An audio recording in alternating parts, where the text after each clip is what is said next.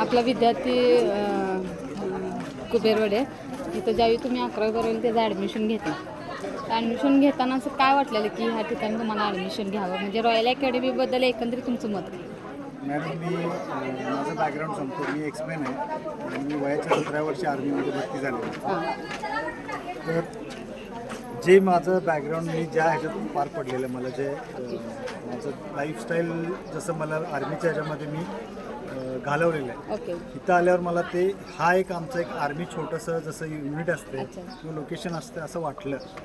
इथं मुलांना फॅसिलिटीज, म्हणजे आपण हे म्हणत नाही की फॅसिलिटीज नाही आहे, किंवा जेवढं त्यांना गरज आहे, जेवढं गरजेपुरतं तेवढं त्यांना आहे, आणि त्या ह्याच्यामध्ये त्यांनी चांगल्या पद्धतीनं पुढच्या लाईफमध्ये हे स्ट्रगल इथून मिळवून किंवा ते पुढं त्यांना उपयोगी पडतील असं जाणवलं. दुसरं इथलं डिसिप्लिन, लेआउट इथलं आहे, फिजिकलसाठी ग्राउंड आहे, हे खूप चांगलं वाटलं. की सकाळी उठल्यावर इथलं क्लायमेट, वातावरण म्हणजे मला एक आर्मी स्टेशनसारखं वाटलं, डिसिप्लिन वाटलं. म्हणताना मला त्यावेळेला ॲडमिशन घ्यावं, मी नव्हतो तयार. आमच्या इथलं वातावरण इथं व्हिजिट केल्यानंतर मला म्हणजे एकंदरीत तुमचं मत अकॅडमीबद्दल चांगलं. आता त्याचे 2 वर्ष संपलेले आहेत, म्हणजे 11वी 12वी, त्याच्या अभ्यासाच्या प्रगतीबद्दल तुमचं काय मत?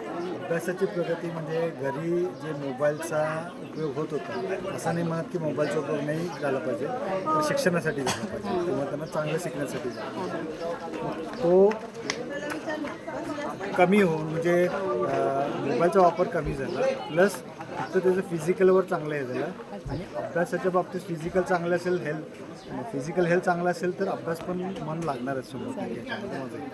कुबेर पालकांचं एवढं चांगलं मत आहे तुझ्या बाबतीत, तुझ्या फ्युचरच्या बाबतीत, तुला काय वाटतंय की ह्या 2 वर्षामध्ये मी शिकलो आणि माझं काय पुढं ध्येय मी साधणार? पहिलं म्हणजे फिजिकल चांगलं झालं, त्यानं फोकस वाढतो, फोकस आणि लेझीनेस कमी झालं. आणि मेन गोष्ट म्हणजे मोबाईलचं जे ॲडिक्शन होतं मला, ते इथं येऊन कमी झालं आहे. फुल सुटलं तर नाही का कमी झालं, मग ते मेन गोष्ट. आणि स्टडीचं म्हणजे वेगळे वेगळे ट्रिक्स कळाले, कसं केलं, कुठलं म्हणजे चांगलं होतं ते. म्हणजे सगळ्या विषयाचा तेवढा अभ्यास झालेला आहे. एकंदरीत ह्या विषयामुळे नक्कीच पुढं लाईफमध्ये सक्सेस होशील. धन्यवाद.